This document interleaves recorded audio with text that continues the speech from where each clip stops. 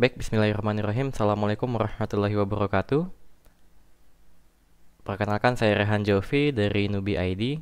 Kali ini saya mau nge-infoin kepada teman-teman kalau Nubi sebentar lagi bakal ngerilis sebuah course untuk Golang Basic ya. Nah, course-nya itu apa? Teman-teman bisa masuk ke websitenya Nubi, terus pilih menu course, atau di sini juga ada sih, yang ini. Nah, berbeda dengan materi-materi Nubi sebelumnya yang mana sifatnya adalah pembelajaran materi gitu ya. Nah, pada course baru ini Nubi nge-launch sebuah modul yang berisi studi kasus. Studi kasusnya apa? Studi kasusnya adalah kita akan coba ngebuat sebuah point of sales application untuk Nubi Food ya, namanya di sini. Nah, pada video ini dibuat, ini masih early access, jadi harganya masih 99.000. Early access itu apa? Jadi nanti di sini akan di-split menjadi 3 bagian. Di sini kalau teman-teman cek ada sprint 1 ya. Nah, totalnya ada 3 sprint yang akan dirilis setiap minggunya. Jadi minggu ini bakal ngerilis sprint 1, minggu depan bakal rilis sprint 2, dan minggu 3 atau minggu terakhir itu bakal ngerilis sprint ketiga atau sprint terakhir. Nah, modul ini cocok untuk kamu yang udah belajar Golang Basic ya. Jadi, materinya itu akan relate dengan studi kasus ini. Nah, kalau kamu misalnya belum punya pengalaman di Golang Basic, saya sarankan silakan pelajari dulu Golang Basicnya. Baik itu di course ini juga udah ada, teman-teman bisa cek di sini yang Start Your Career as Golang Developer. Nah, ini materinya adalah Golang Basic ya. Total ada 56 materi lebih di sini. Nah, balik lagi di sini kita akan coba ngebikin tentang POS-nya ya. Nah, di sini kamu akan melakukan pembedahan fitur. Bagaimana cara menentukan sebuah prioritas, bagaimana cara melakukan sprint planning, serta melakukan adjustment atau perubahan terhadap sebuah kode atau fitur yang udah kita buat sebelumnya. Nah, jadi di sini tuh teman-teman gak hanya ngebikin dari A sampai Z, teman-teman juga bakal ngedapatin pengalaman gimana caranya fitur apa yang harus kita dulukan saat ada sebuah request dari user. Misal, user pengen bikin aplikasi POS. Nah, apakah kita bakal bikin dari A sampai Z itu langsung di awal atau ada fitur-fitur yang bakal kita prioritaskan dulu? Nah, setelah itu baru fitur-fitur secondary-nya. Gitu. Nah, kamu akan belajar gimana cara nge-manage fitur-fitur seperti itu. Modul ini ditulis dengan pengalaman author dan project yang dibuat adalah project yang sesuai dengan standar real world project sehingga kamu akan mendapatkan banyak pengalaman setelah menyelesaikan project ini. Nah, beberapa poin yang akan kamu dapatkan nanti adalah gimana caranya ngebedah fitur dari klien. Kamu bakal bisa menyesuaikan ekspektasi dan membuat fitur yang MVP atau minimum viable product ya. Jadi setidaknya dengan fitur minimum aplikasinya udah jadi dan klien udah bisa pakai. Gitu. Nah, kamu bisa menentukan fitur apa yang prioritas, bisa menghandle kondisi racing condition ya. Kamu bisa membuat dokumen-dokumen pendukung sebelum melakukan implementation code. Kamu bisa membuat code yang maintainable dan mudah dibaca. Nah, dari level developer, kalau misalnya kamu masuk ke company, kamu bakal fokus ke sini. Kamu bisa handle racing condition, membuat dokumentasi yang mana akan sangat bermanfaat untuk kedepannya, dan juga membuat kode yang maintainable. Nah, tapi kalau misalnya kamu ada freelance yang bakal punya klien, nah kamu bakal perlu semuanya ini. Nah, teknologi yang digunakan adalah Golang ya, versi minimum 1.22. Nah, kamu bisa link downloadnya bisa di sana. PostgreSQL 11.21 atau bisa juga via Docker. Jadi teman-teman bisa pakai Docker container ya. Lalu ada DB kliennya misalnya kayak pgadmin atau beekeeper atau bebas teman-teman mau pakai apa.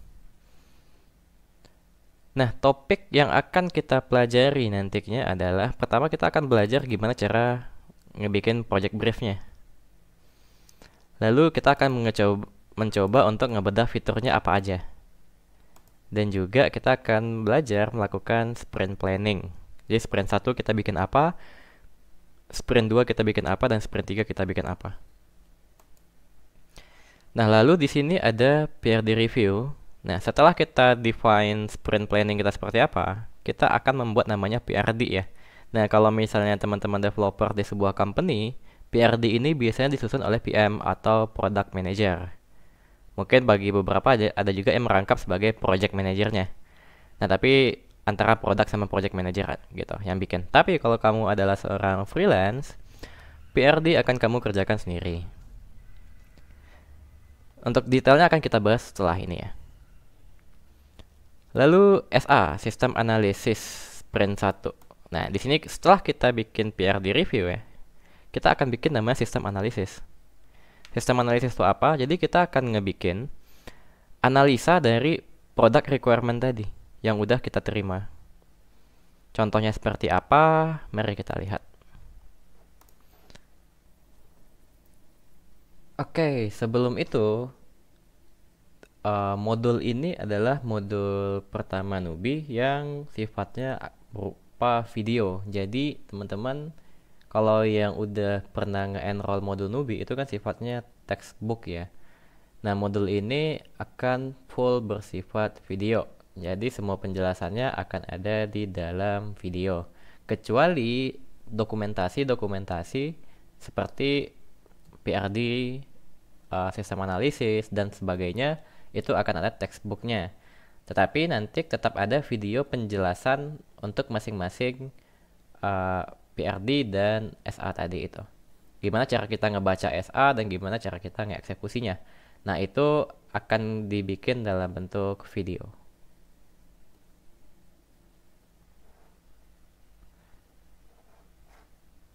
Kita masuk. Nah, prerequisite-nya kamu udah harus paham Golang basic ya. Ada variable, function, method, interface, package, dan cara koneksi ke database PostgreSQL. Nah, project brief. Di sini kita akan coba nge-brief studi kasusnya, yaitu point of sales. Nah, jadi ada user pain point-nya nih. Nah, jadi saat awal bisnis Nubi Food berjalan, menu dan orderan masih sedikit dan klien masih sanggup untuk nge-handle-nya secara manual. Namun, dengan bertambahnya menu dan customer yang setiap hari semakin banyak, klien sudah sangat kesulitan nih untuk nge-handle dari order-ordernya itu. Munculnya banyak masalah tersebut sangat mempengaruhi reputasi mereka dan operasional pun sering terkendala karena tiba-tiba stoknya habis atau tidak cukup. Oleh sebab itu, Nubi Food ingin punya sebuah aplikasi yang bisa melakukan ordering, pemantauan stok, dan pembayarannya di aplikasi yang sama. Sehingga saat melakukan order, tim kasir bisa melihat apakah stoknya masih ada atau tidak, sehingga informasi bisa langsung sampai ke customer dengan cepat. Adapun fitur-fitur yang diharapkan adalah, pertama, food order. Pastinya mereka butuh fitur untuk memesan makanan ya.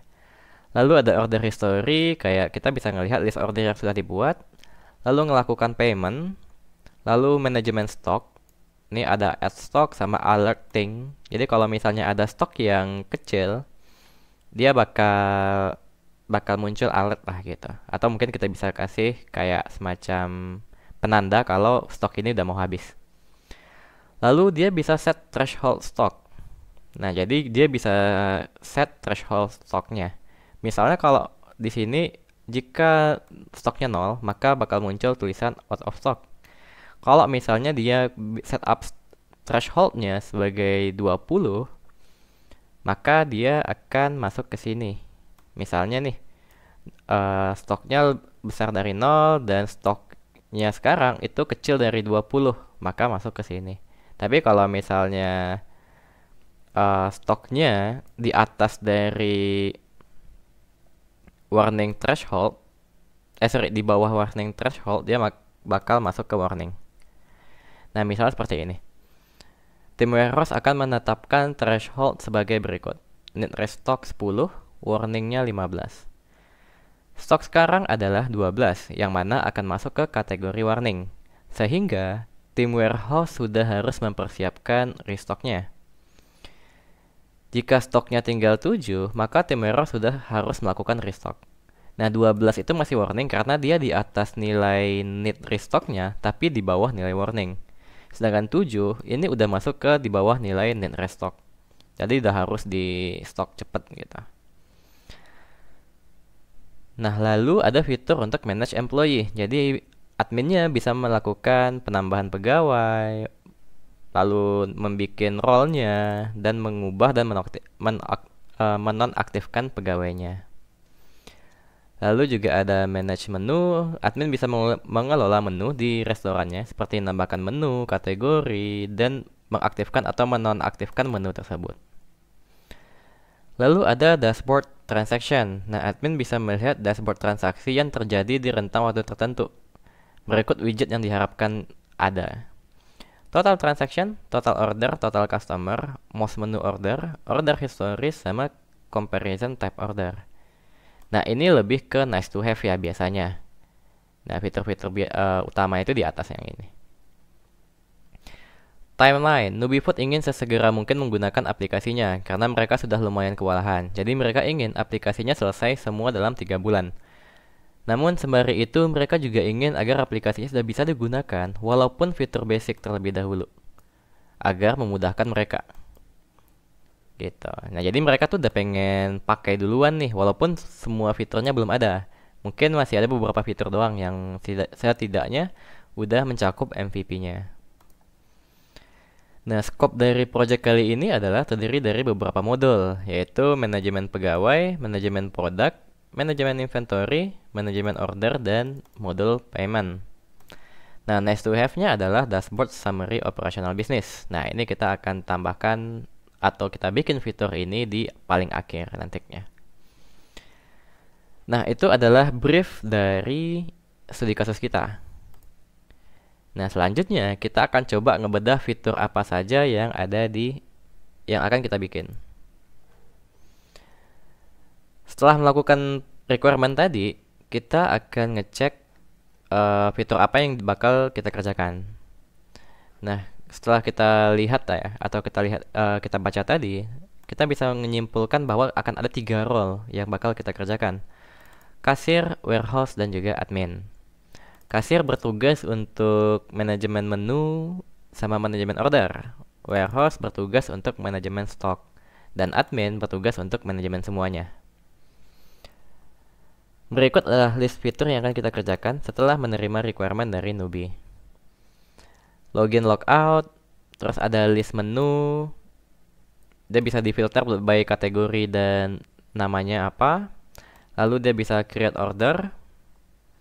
Lalu dia bisa ngelihat list ordernya yang udah dibikin. Jadi ada paid, unpaid, sama cancel. Jadi kalau paid itu berarti dia udah dibayar. Unpaid berarti belum dibayar. Cancel berarti udah di cancel atau dibatalkan. Lalu ada pay order yang bisa melakukannya hanya kasir dan admin saja. Jadi warehouse nggak boleh melakukan payment. Lalu ada restock menu, list menu with stock. Lalu ada create employee, update employee, list employee, dan inactive employee. Ini manajemen pegawainya. Nah, di sini adalah sprint planning kita.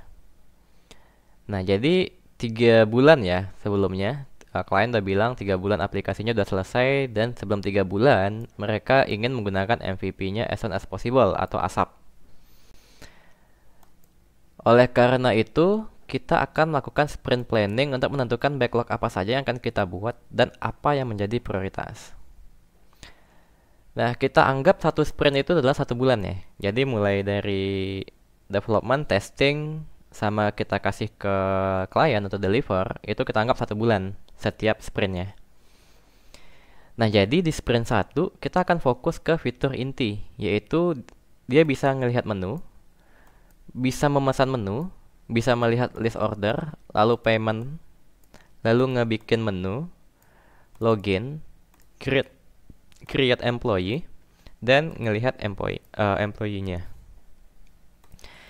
Nah, mungkin kamu mikir, kenapa kita nggak ada fitur logout, nggak ada fitur inactive employee atau update data employee dan segala macamnya. Nah, karena ini sprint 1, kita pengen ngedeliver fitur yang beneran bisa dipakai dulu.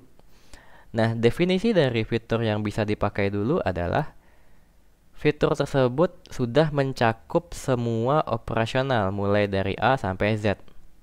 Contoh, untuk mulai operasional adalah kita melakukan login. Kita udah ada fiturnya. Lalu datanya dari mana? Yaitu create employee. Oke, berarti kita udah bisa bikin juga nih create employee-nya. Nah, setelah itu kita mau melihat menu kan ya. Nah, berarti kita butuh fitur create menu sama list menu. Nah, setelah kita misalnya bisa ngelihat menu, kita pengen nge-order. Berarti kita melakukan order menu. Setelah itu dia bisa melakukan payment. Berarti ada pay order. Nah, cancel itu belum karena sangat jarang customer melakukan cancel. Kalau nggak ada isu ya, kalau misalnya tiba-tiba oh stoknya habis segala macamnya. Nah, itu isu yang bukan sering. Maksudnya adalah itu negative case lah bisa kita bilang. Yang mana kita fokus di sprint 1 itu adalah positive case-nya dulu. Nah, setelah positive case-nya terpenuhi semua, di sprint kedua kita akan fokus ke sedikit negative case. Nah, di sini kita bakal buat stock manajemennya. Terus kita juga bakal bikin update employee. Jadi update employee-nya, misalnya employee itu ada yang datanya salah atau misal dia udah nggak aktif lagi gitu. Nah, ini kita bisa update. Lalu ada refresh token. Nah, ini nice to have. Nah, jadi di sini kita nggak bikin refresh token biar dia tokennya aktif mungkin selama setahun atau selama sebulan misalnya. Nah, tapi pas di sini kita bisa adjust lagi nih. Tokennya tuh aktif hanya mungkin per 10 menit atau 15 menit. Setelah itu harus melakukan refresh gitu. Nah, lalu ada list employee yang ada adjustmentnya sama list menu yang ada adjustmentnya. Nah, di sini kita melakukan adjustment pada data employee dan menu.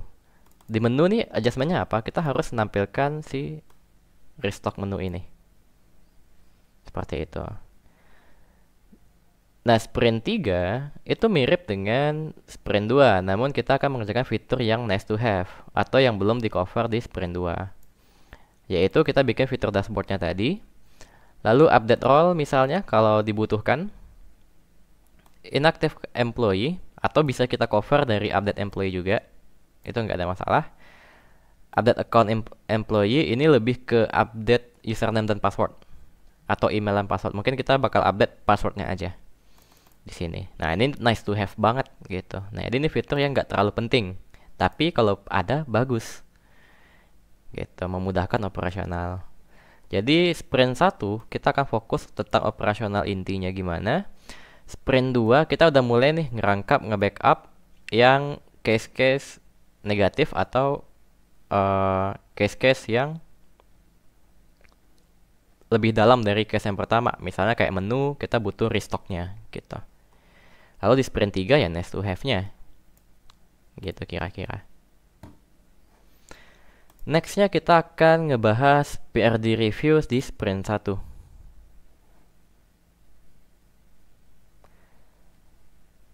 Nah, PRD review di sprint 1 ini kita akan ngebahas tentang fitur-fitur yang udah kita bahas di sebelumnya ya. Nah, jadi mungkin teman-teman yang bingung PRD itu apa? PRD adalah Product Requirement Document atau sebuah dokumen untuk user requirement. Mungkin ada yang bilangnya UR ya, User Requirement Document, URD. Tapi biasanya kalau di company dia pakai PRD. Nah, fiturnya apa? Pertama login, jadi menggunakan email dan password. Jadi ini ada requirement-nya. Lalu dia nge-create employee. Ada employee name, role, employee email, password, dan profile image. Nah, di sini terkesannya adalah upload file, tapi kita nggak akan ngerjakan upload file dulu. Kita akan ngerjakan kalau misalnya upload file ini di akhir. Nanti saya akan jelaskan pada bagian teknis kenapa upload file itu mungkin di akhir atau nice to have aja. List employee.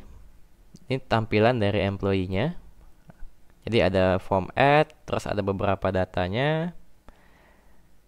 Lalu ada list menu juga. Ini ada menu sama kategorinya yang di atas. Sama harganya juga. Nah, di sini ada stoknya, cuman kita akan nggak kita pakai dulu. Jadi dia cuman ada nama, harga sama kategorinya. Nih. Pada fitur ini bisa melakukan search by name sama by kategori harusnya. By kategori ini juga. Lalu ada create menunya. Ini kita menu. Nah, image ini juga bakal kita kerjakan nanti ya. Jadi nanti kita akan siapkan satu endpoint khusus untuk melakukan proses yang namanya upload file, yang mana akan nge-callback atau ngirim balik sebuah URL dari image-nya. Order menu, nah dia bisa nge-order menu-menu yang lebih dari satu. Jadi misalnya dia mau spaghetti rendang, spaghetti udang, kentang balado, nah dia bisa order seperti ini. Lalu ada customer name-nya, table kita nggak pakai, notes-nya ini dipindahkan ke dalam itemnya. Karena note itu harusnya per item ya. Ini UI-nya ada miss sedikit. Jadi misalnya spaghetti rendang, notes-nya adalah lumayan pedas misalnya. Spaghetti udang, notes-nya adalah tidak pakai udang misalnya gitu. Lalu ada type ordernya, dia dine in atau take away. Dia makan di tempat atau dia take away, terbungkus. Lalu ada list order. Nah, setelah kita create order, maka akan masuk ke namanya list order. Di sini ya udah validationnya itu nggak ada, dan terakhir kita bisa melakukan payment. Nah, setelah kita mendapatkan PRD ini dari tim product atau dari project manager kita, atau kamu udah bikin PRD-nya, langkah selanjutnya atau langkah terakhir sebelum kamu mulai ngoding adalah ngebikin sistem analisisnya. Nah, jadi kamu analisa nih semua fitur ini yang dibutuhkan apa aja. Di sini. Setelah mendapatkan PRD-nya, kita akan simpulkan bahwa ada 5 modul utama, yaitu out, employee, menu, order, dan payment. Lalu database-nya di sini. Ini saya coba open di image baru. Nah, seperti ini struktur database-nya. Jadi, untuk sekarang kita akan bikin 1, 2, 3, 4, 5, 6 table. Jadi, di sini employee itu ada public ID dan ada ID yang incremental. Authentication juga ada yang di increment dan juga yang public ID. Tujuannya apa? Tujuannya adalah ID yang increment ini jadi primary key, sedangkan public ID itu yang kita expose keluar. Jangan pernah expose ID yang sifatnya mudah ditebak. Contohnya integer atau auto increment. Public ID ini akan kita bikin random nantinya dari namanya ulit ya kalau nggak salah. Kita akan bikin pakai ulit. Kamu bisa bikin pakai UID juga sih. Tapi contoh ini kita akan bikin pakai ulit. Seperti itu. Ini employee ke out itu one to one. Out ke order itu one to many. Out ke payment juga one to many. Karena kita harus tahu siapa yang melakukan paymentnya dan siapa yang melakukan ordernya. Terus di sini order details itu relate dengan table order. Jadi relasinya adalah satu order itu bisa punya lebih dari satu order detail. Artinya adalah orders itu one to many ke order detail. Payment itu juga ini harusnya one to one ya. Order ke payment itu harusnya one to one, bukan one to many. Ini miss dikit. Ini harusnya one to one. Karena satu order harus satu payment. Nggak mungkin satu order bisa lebih dari satu payment kan ya. Gitu. Sebenarnya bisa aja. Kalau misalnya mau bikin fitur semacam split bill atau sejenisnya gitu. Tapi di sini kita nggak cakup scope itu. Jadi kita akan bahas satu order itu satu payment aja. Lalu order detail itu relate ke satu order detail itu juga harusnya satu menu. Jadi ini one to one juga, bukan one to many. Sorry, benar, ini menu ke order detail. Menu itu one to many ke order detail. Jadi satu menu bisa punya lebih dari satu order detail. Oke, nah setelah kita bikin rancangan ERD-nya, maka kita udah kebayang nih gimana proses development-nya. Karena data-datanya ini udah saling berinteraksi ya, kalau teman-teman lihat. Nah, setelah kita bahas tadi ERD, kita akan bahas API spec-nya. Nah, di sini mungkin akan ada sedikit tambahan ya, yaitu saya biasanya melakukan yang namanya status code, atau mungkin ada yang bilangnya service code atau apalah gitu, sejenisnya, itu bebas. Nah, contohnya apa? Nah, jadi status code itu akan ngegabungin HTTP status ditambah modul code ditambah service code dan ditambah increment. Contohnya, misalnya kita modulnya autentikasi. Jadi modul code-nya adalah 01. Fiturnya adalah login. Jadi 01 juga. Nah, jadi misalnya kalau dia sukses, increment-nya dia 00. Kalau dia sukses. Ini HTTP status code, modul code, service code, increment. 00 sukses, 01 sampai 0n itu error. Nah, mungkin kamu akan melihat ini nanti di bawah ya, di penjelasan di bawah. Tapi ini tujuannya apa? Tujuannya adalah untuk memudahkan teman-teman untuk ngedebugging. Jadi misalnya seperti ini.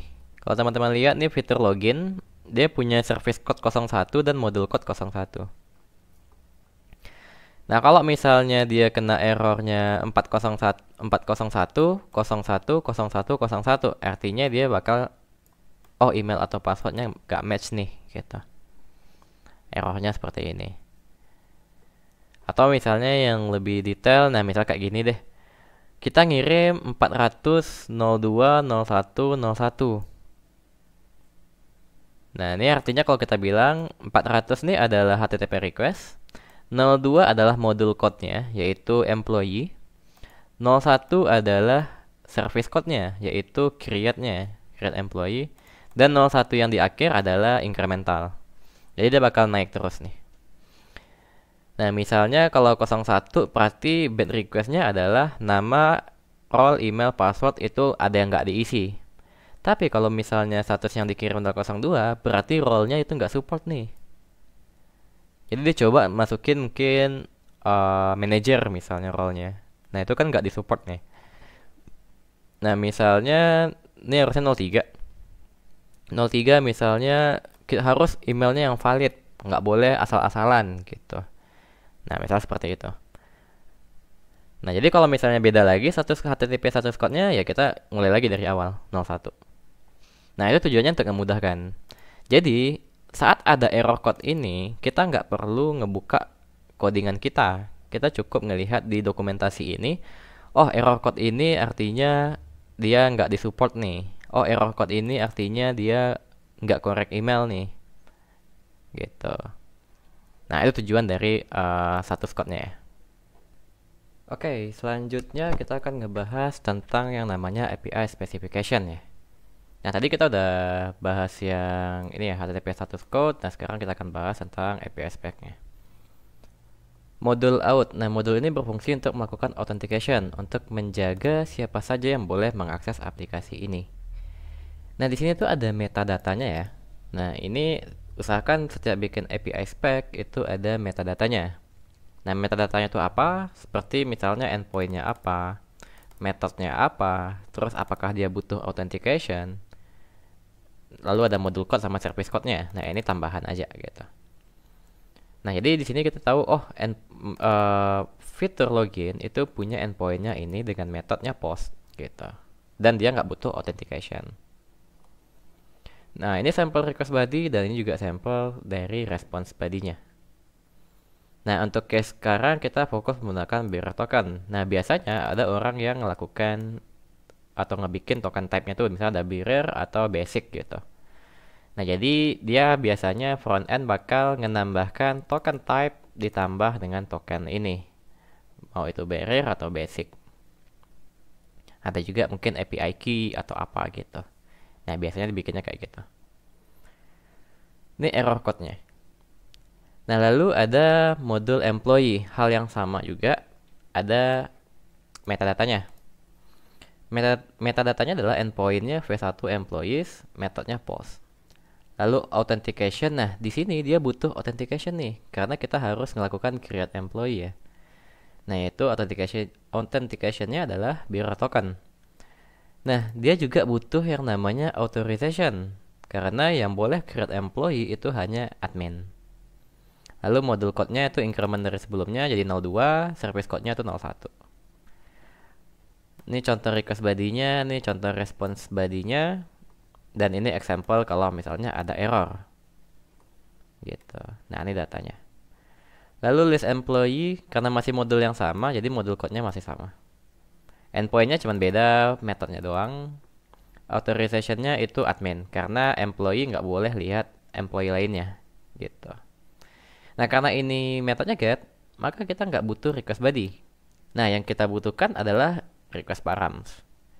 Ada query, string, limit, integer, defaultnya 25. Kalau nggak diisi ya. Lalu ada page, integer, defaultnya juga 1. Kalau nggak diisi. Di sini ada response body. Nah, jadi pagination-nya itu akan ada di sini. Additional info.